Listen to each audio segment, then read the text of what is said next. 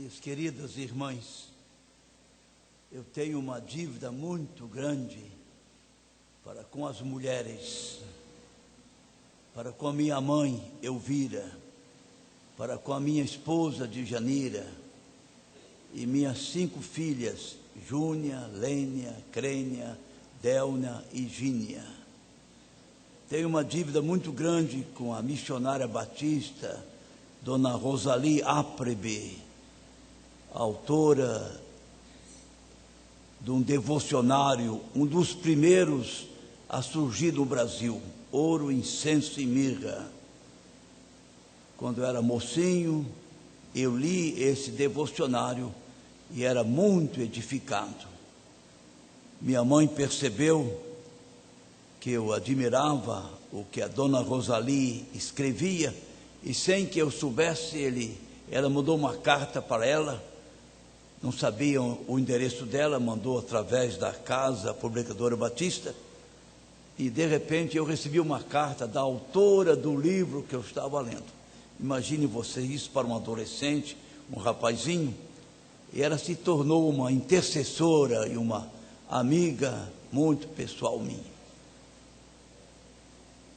Vocês sabem, e a igreja toda sabe, que em qualquer lugar, os bancos dos nossos templos são sempre mais ocupados por mulheres do que por homens. E às vezes a porcentagem de mulheres é muito alta e de homens é muito pequena. Graças a Deus por vocês. Amém.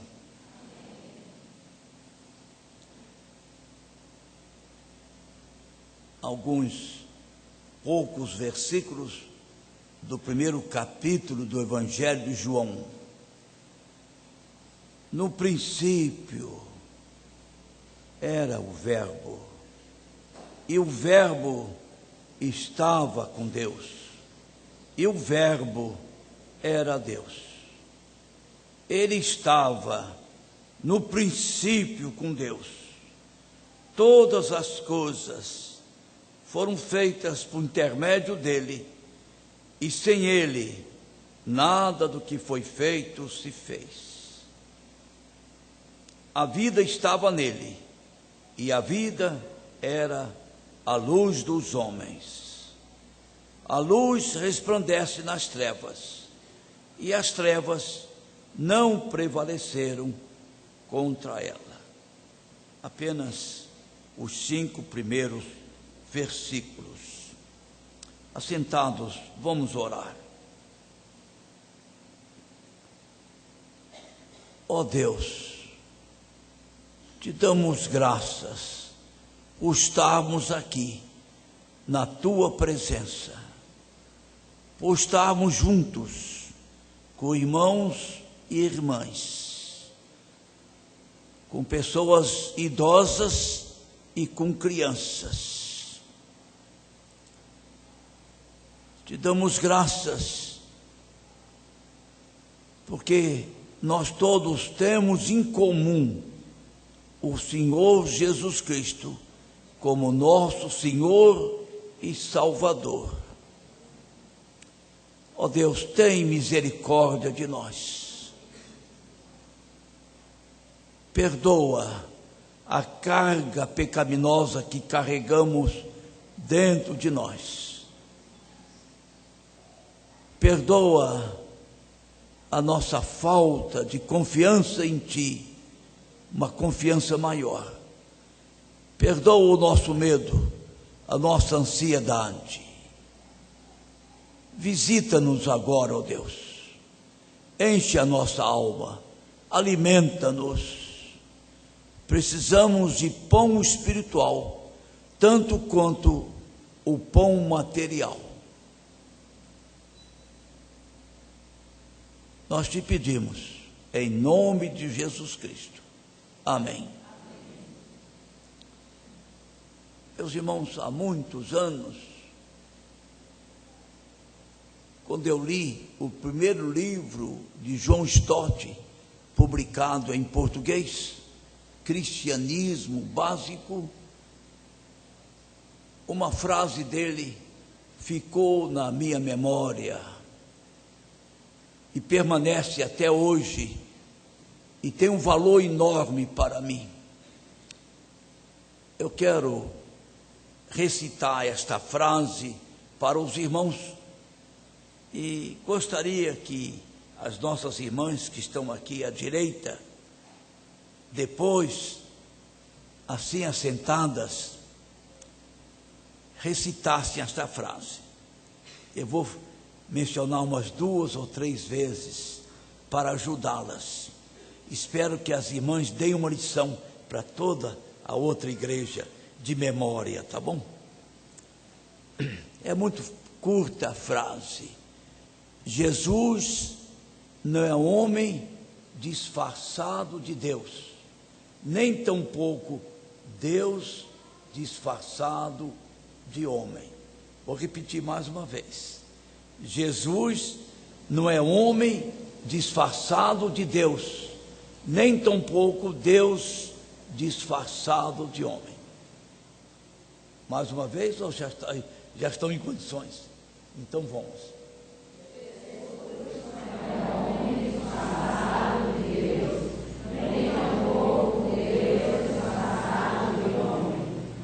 E o resto da igreja?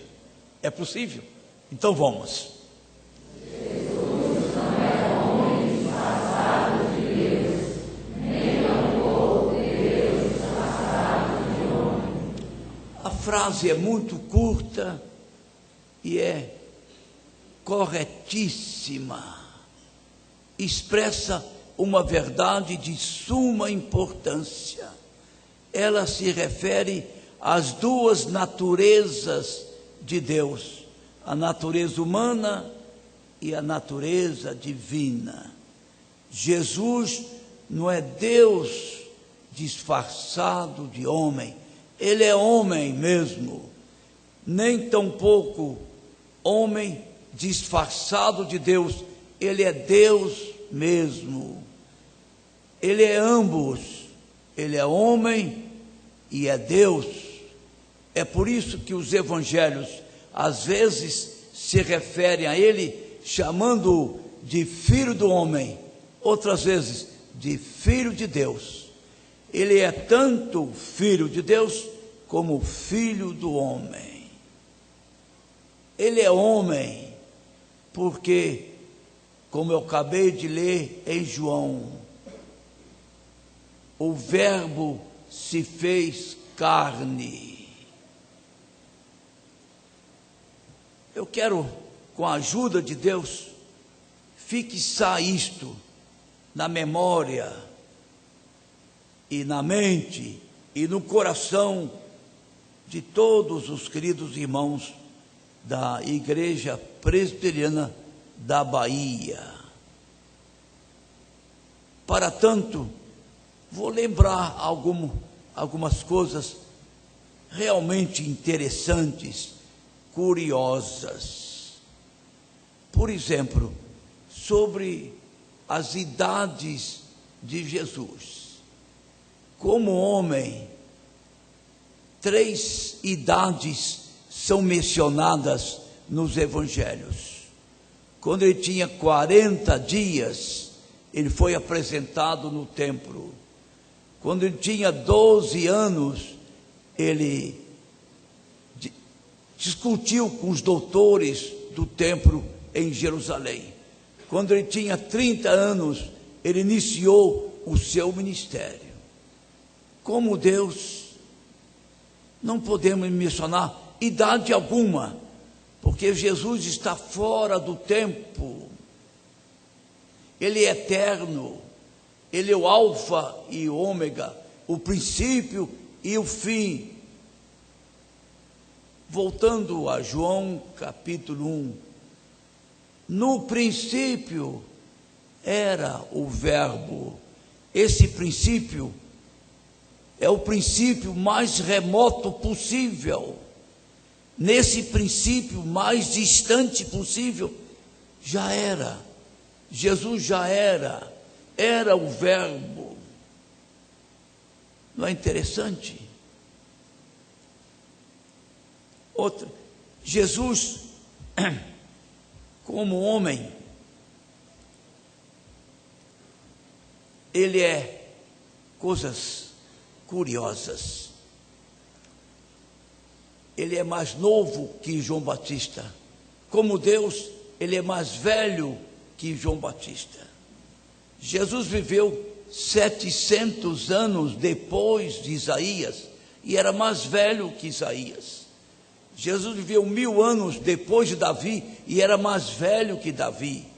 Jesus viveu 1500 anos depois de Moisés e era mais velho que Moisés. Jesus viveu 2000 anos depois de Abraão e era mais velho que Abraão. Quem disse isso foi ele mesmo. Aqui está quem antes de Abraão eu já era. Antes de Abraão eu já era. Isso porque Jesus é ao mesmo tempo homem e ao mesmo tempo Deus. Querem ver que coisa curiosa? Jesus era mais velho que a mãe.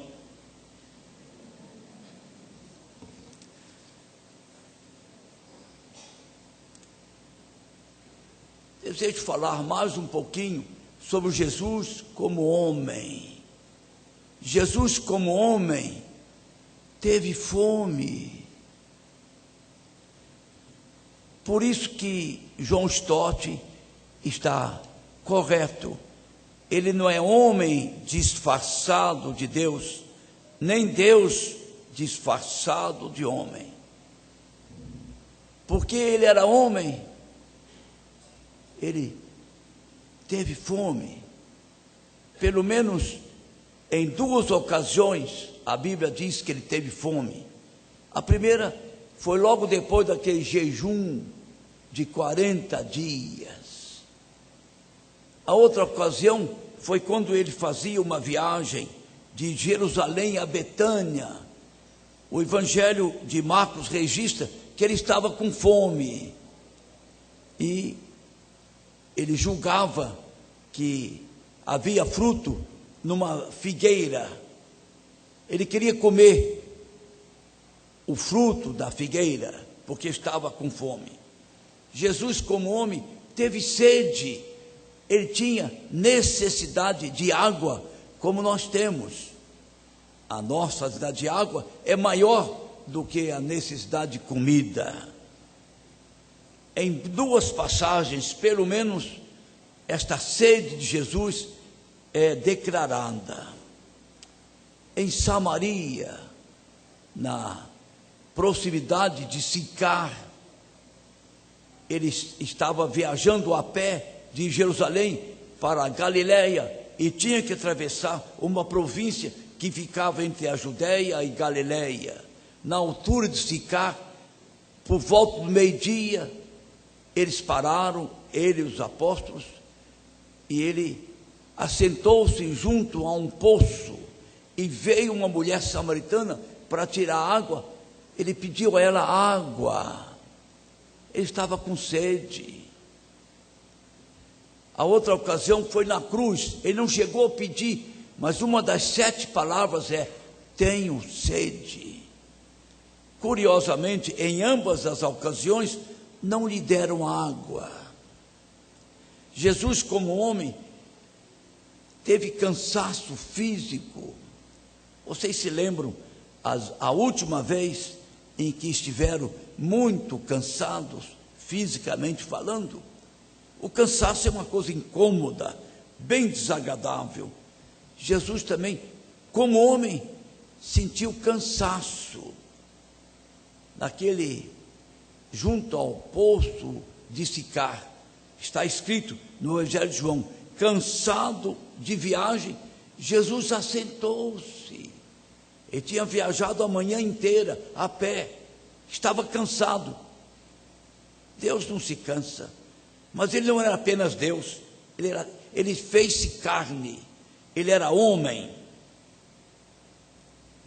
Jesus, como homem, sofreu muitas limitações que às vezes nenhum de nós aqui tem sofrido. Limitações, penúrias, a começar com o seu nascimento. quando chegou a hora de Maria dar a luz a Jesus, ela estava acidentalmente em Belém, e José e Maria não conseguiram hospedagem em hotel algum, tiveram que fazer uma improvisão. Jesus nasceu num lugar bastante humilde, lá em Viçosa, uma favela chamada Arrebenta Rabicho. Tem esse nome porque é em cima de um morro, e a descida pode até arrebentar o rabicho de um animal. Muito pobre. Eu preguei lá várias vezes. Eu dizia a eles, outras tantas vezes: por mais pobres que vocês sejam, nenhum de vocês nasceu num lugar tão humilde como Jesus Cristo. Ao sair do ventre, Jesus foi colocado num lugar onde os animais comiam a sua ração. Jesus nasceu ali. Há um pronunciamento de Jesus muito constrangedor. Ele disse: as raposas têm seus covis, as aves do céu os seus ninhos, mas o Filho do Homem não tem onde reclinar a cabeça. A família de Jesus era uma família pobre, não tem onde reclinar a cabeça. Os evangelhos nos informam, especialmente Lucas, que havia algumas mulheres convertidas ou saradas ou curadas por Jesus Cristo, quase todas da Galileia, ao norte da Palestina, que o ajudavam com seus bens.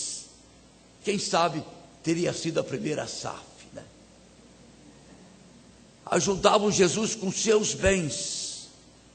Ora, nem sempre é confortável para o homem depender economicamente de uma mulher.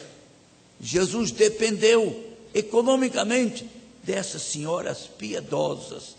Elas os ajudavam com seus bens. Uma delas era esposa de Cusa, procurador romano, devia ter um salário muito alto.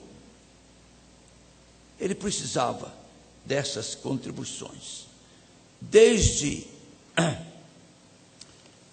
como homem, eu estou chamando nesse instante a atenção dos irmãos para as suas dificuldades.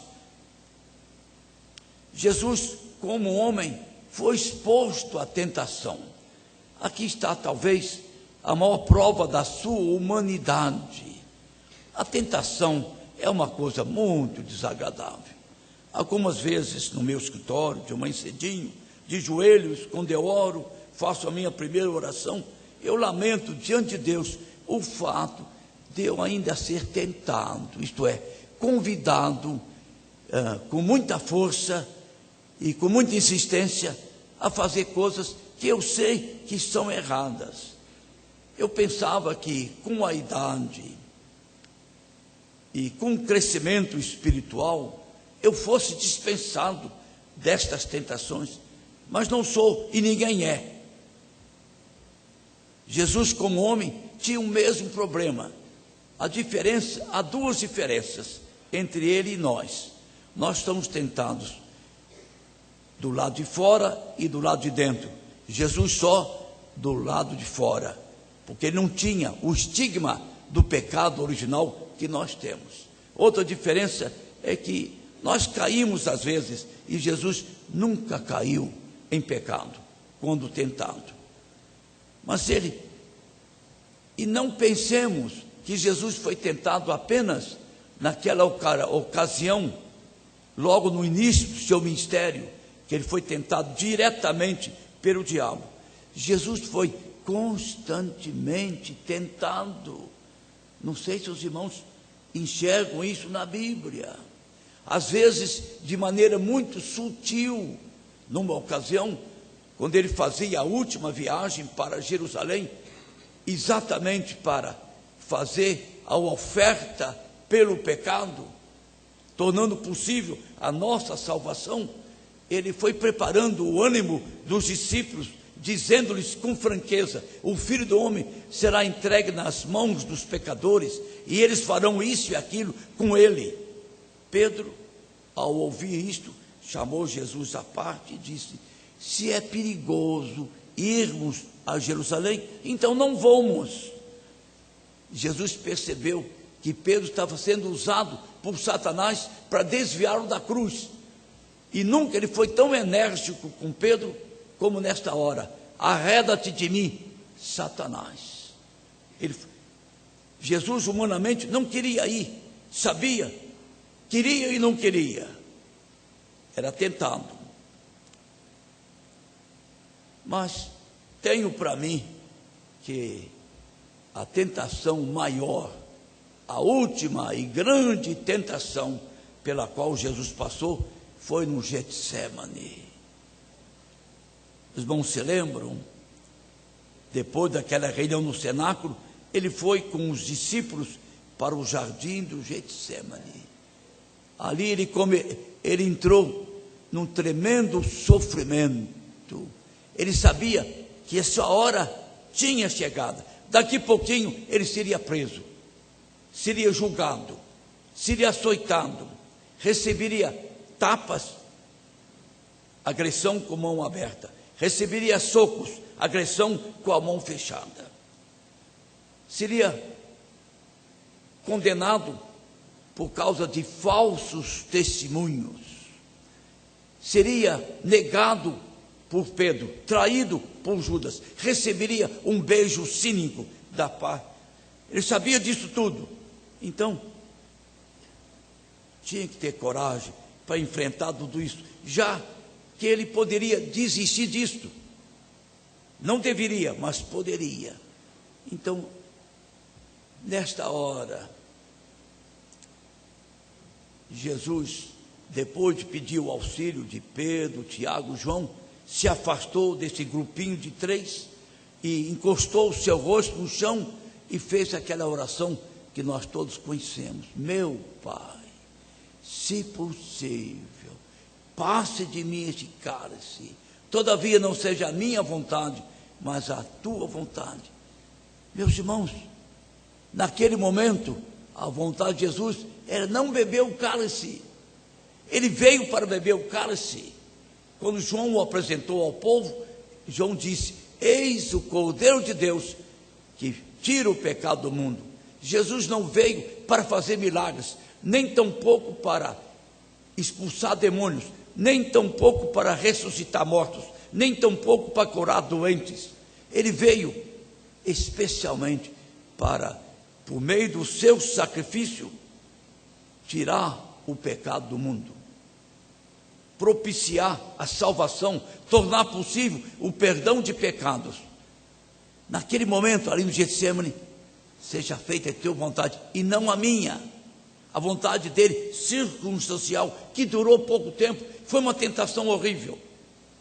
Graças a Deus, ele foi submisso. Se possível, não era possível. Passe de mim esse cálice, mas não seja feita a minha vontade, e sim a tua. A nossa salvação esteve pendurada por um fio ali no Getsemane. Como homem, ele foi tentado. A nossa semelhança, acrescenta Hebreus, mas sem pecado. A nossa semelhança em todas as coisas. Como homem, veja que coisa ridícula. Jesus pagou imposto, o imposto do templo. Olha, ele é o Rei dos reis, o Senhor dos senhores, o dono de tudo, tem que pagar imposto. E a circunstância, quando ele foi cobrado, é muito interessante. Vale lembrar, ele estava junto à praia, junto ao mar, apenas Pedro na companhia dele. Chegou o homem, o cobrador de impostos, quem sabe com o recibo na mão, esperando que Jesus pagasse o imposto das 2 dracmas. Digamos, Jesus apanhou a carteira, abriu e não tinha nada. Olhou para Pedro: dá para você pagar o seu e o meu? E Pedro: estou na mesma situação. e o homem esperando, o cobrador de impostos. Os irmãos sabem o que aconteceu, né?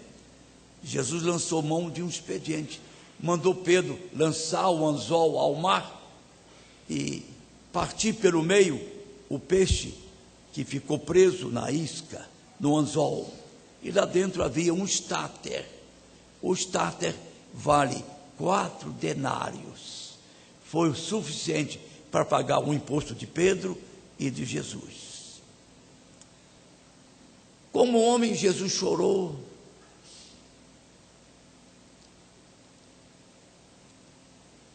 Algumas vezes, uma delas foi quando viu Maria chorar por causa da morte de Lázaro. Meu pai, descendente distante de alemães, saxão, quase não chorava. Minha mãe, bem latina, chorava demais. Uma vez um tio faleceu em Curitiba, nós estávamos em férias numa praia perto de Campos.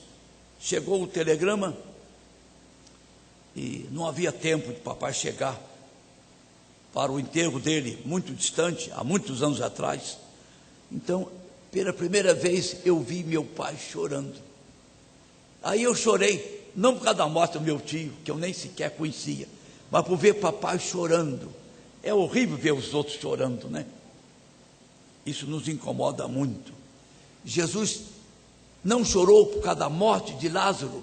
Ele tinha intenção de ressuscitar Lázaro. Ele chorou porque viu Maria chorando.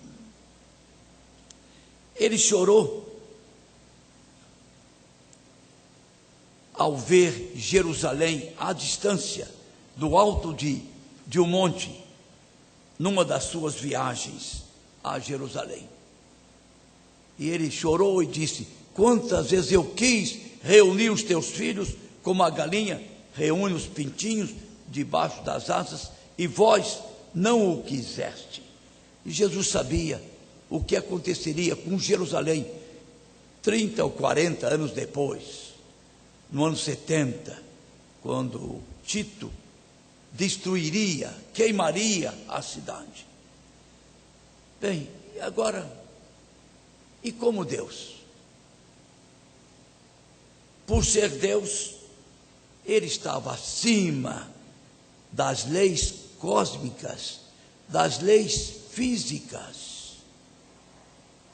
Ele era ao mesmo tempo homem e Deus. Por exemplo, por ser Deus, ele caminhou sobre as águas do mar de Genezaré durante a madrugada, depois de passar várias horas no monte orando. Os discípulos estavam indo para outra margem num barquinho para se ajuntar a eles. Ele foi andando em cima da superfície líquida sem nenhum problema, e não há problema mesmo. Isso é impossível para nós, mas não para ele, porque além de homem, ele era Deus. Os discípulos, ao verem, disseram uma bobagem: é um fantasma. Não existe fantasma, só podia ser Jesus. Por ser Deus, Jesus tinha domínio sobre a força do vento e a força das ondas. Numa dessas travessias do mar de Genezaré, houve uma violenta tempestade. Até os discípulos, alguns deles eram pescadores, acostumados com a fúria do mar, ficaram com medo do barquinho naufragar. Jesus se pôs em pé e repreendeu o vento e as ondas, e a calmaria aconteceu em seguida. Nada de extraordinário, se nós nos lembrarmos que Jesus era Deus, além de ser homem.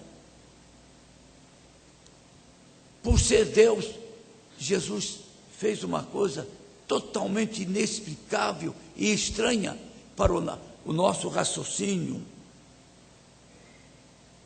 Por ocasião de ambas as multiplicações de pães e peixes. A multidão teve fome. Jesus demorou muito para curar, para falar. Estava entardecendo e não havia na redondeza algum lugar que pudesse resolver esse problema. Então Jesus, numa das ocasiões, mandou todo mundo se assentar, chamou os discípulos, deu a eles uma cestinha com uns miseráveis pedaços de pães, que não chegava a 10, e 2 peixinhos, quer dizer, 2 sardinhas, peixes bem pequenos, e distribuam com eles. Os discípulos devem ter ficado achando aquilo esquisito toda a vida. Como distribuir essa ninharia com essa multidão? Jesus disse: façam o que eu disse. E eles foram, e todos se alimentaram. As pessoas gulosas, gosto muito dessa passagem, porque os evangelhos dizem, eles se fartaram, além de matar a fome, encheram demais a barriga. Eu usei isso hoje e ontem, comendo moqueca de camarão, aqui em Salvador. Bem, além de se fartarem, sobraram vários cestos cheios de pães e peixes. Era Deus, não apenas homem, mas também Deus. Por ser Deus, Jesus tinha poder de curar. Há uma passagem nos evangelhos muito interessante. Ele tinha o poder de curar toda sorte de doença. Isso muda muito a situação.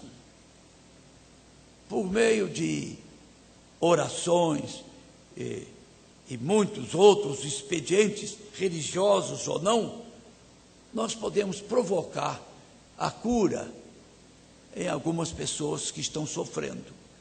Mas há certas enfermidades que ninguém cura. E Jesus curou toda a sorte de enfermidade. Além de uma enfermidade leve, simples, como a febre da da sogra de Pedro, eu vou citar 3 curas extraordinárias que Jesus fez. A cura da mulher hemorrágica. Imaginem os irmãos, durante 12 anos, essa senhora sofria de uma hemorragia. Digamos, vivia menstruada. Devia ser uma mulher pálida, anêmica. Ela tinha recursos, havia gastado todos os seus bens com os médicos e nunca melhorou, nunca ficou livre do problema. Ela um dia lembrou-se, soube do poder de Jesus e arquitetou um plano. Eu vou me aproximar dele e tocar nele. Quem sabe que eu serei curado. E deu certinho. Naquele momento, o sangue, está escrito na Bíblia, o sangue estancou e não mais voltou. 12 anos sofrendo esse problema. Outro exemplo de cura, assim, é de uma outra mulher, a mulher chamada de encurvada. Ela tinha um problema qualquer, talvez na Espanha, então vivia, não na posição erecta, mas encurvada. Andava encurvada, dava de mamar encurvada, fazia comida encurvada, abraçava o marido encurvada, fazia o filho dormir encurvada, ia à rua, ia à sinagoga encurvada, chamava a atenção de todo mundo. Foi na sinagoga que Jesus se encontrou com ela, e com uma palavra endireitou a mulher. E ela sofria desse problema durante 18 anos. Coitada dessa mulher, encurvada durante 18 anos. Outro exemplo que eu quero citar é daquele paralítico que durante 38 anos não tinha nenhuma mobilidade no corpo e nas pernas. Era um homem, digamos, ou de muita fé ou ingênuo. Havia uma lenda de que de vez em quando vinha um anjo e agitava as águas de um certo poço, o poço de Betesda. E a primeira pessoa que caísse dentro daquele poço, depois da agitação, seria curada de qualquer doença. Ora, muitas pessoas estavam lá esperando a agitação, mas não tinham o mesmo problema dele. Como ele podia ser a primeira pessoa a pular no poço, sendo um paralítico? Todavia ele estava lá. E quando Jesus foi ao tanque de Betesda e viu aquele homem, levanta-se e anda. Ele foi curado. Como Deus, ele tinha esse poder de curar. Ele tinha o poder de expulsar demônios. Nem sempre é fácil expulsar demônios. Eu vou citar apenas um exemplo, para mim o mais emocionante. Jesus entrou numa cidade em Gadara e veio ao seu encontro um homem sem roupa, nu, endemoniado. Jesus disse que ele era possuído por muitos demônios. Jesus expulsou os demônios do homem, e daqui a pouquinho o homem está delicado, gentil, vestido, totalmente curado, e queria ficar ao lado de Jesus Cristo e viajar com ele. Jesus pediu que ele ficasse lá para dar testemunho da sua fé e do seu encontro com ele. Jesus tinha um poder, como Deus, de ressuscitar mortos. A Bíblia fala em 3 ressurreições. Eu tenho a impressão que Jesus ressuscitou mais pessoas, por uma razão que eu vou citar daqui a pouquinho. As 3 ressurreições mencionadas são a filha de Jairo, o filho da viúva e Lázaro.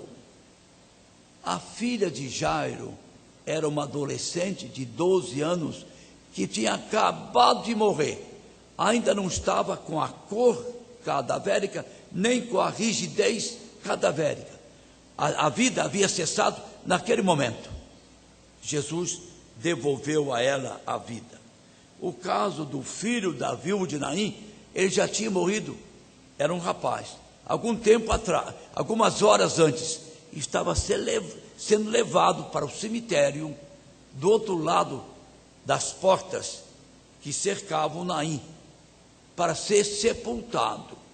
Como aquela mulher era uma mulher sofrida, já tinha perdido o marido, tinha apenas um filho, e esse filho morre, toda a cidade se sentiu responsável para acompanhar o enterro do seu filho.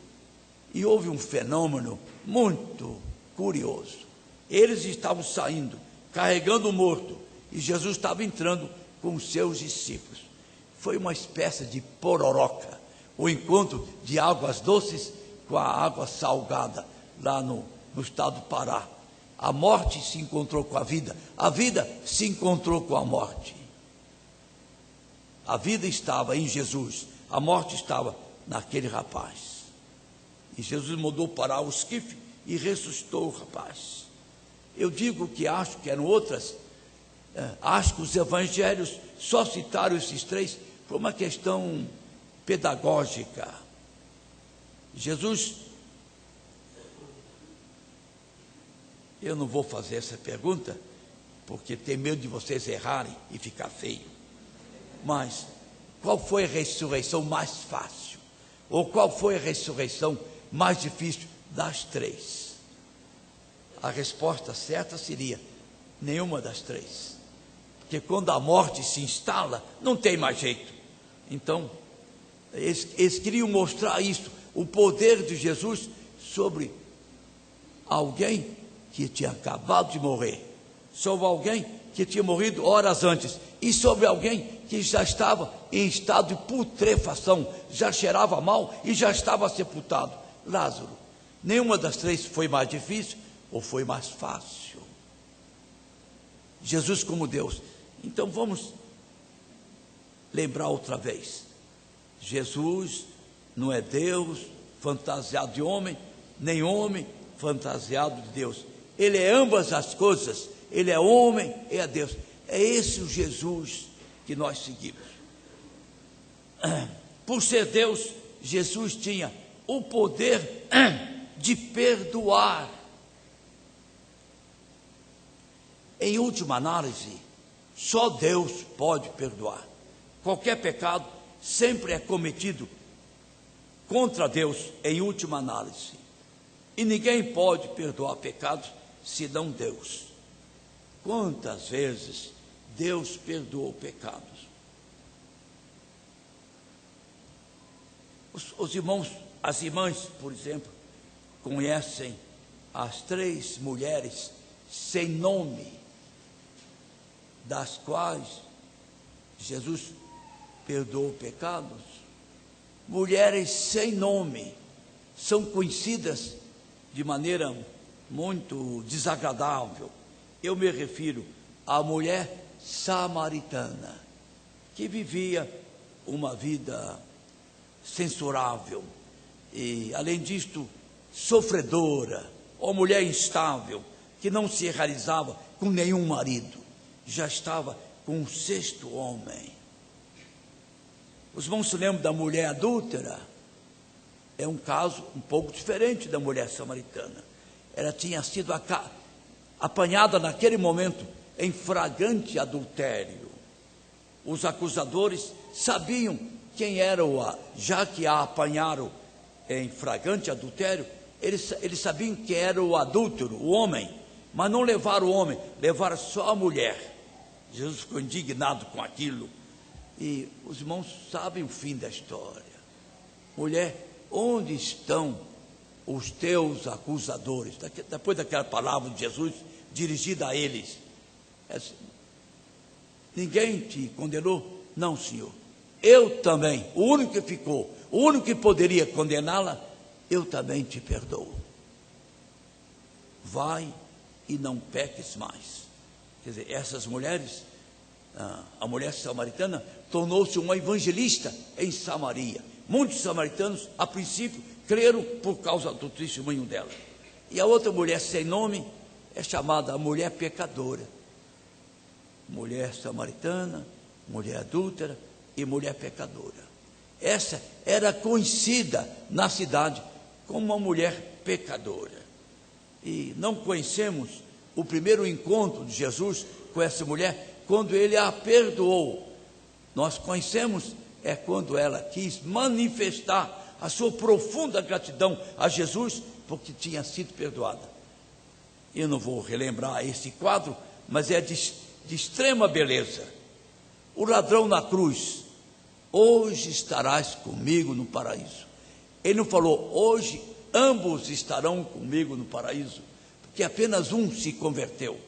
A princípio, segundo os evangelhos Mateus e Marcos, os dois zombavam de Cristo.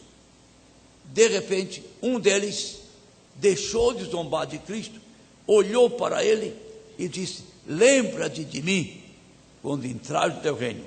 Antes disso, ele censurou o seu colega de pena de morte, o outro ladrão, dizendo: nós estamos aqui porque os nossos atos nos levaram a receber a pena máxima. Mas ele não tem pecado. Fez uma belíssima profissão de fé e recebeu a promessa de que estaria no paraíso ao morrer. Jesus perdoou Pedro.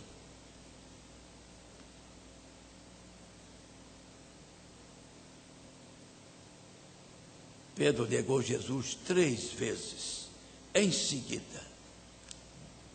E depois Jesus se encontrou com ele, depois de ressuscitado, e o restaurou.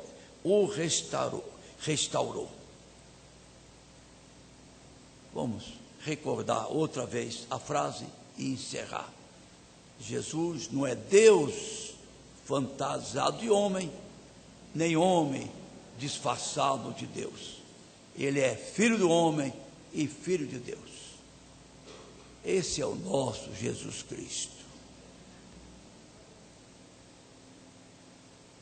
Tenhamos toda a reverência possível a esse Jesus Cristo, o Jesus da Bíblia, o Jesus da história. Que Deus os abençoe. Amém.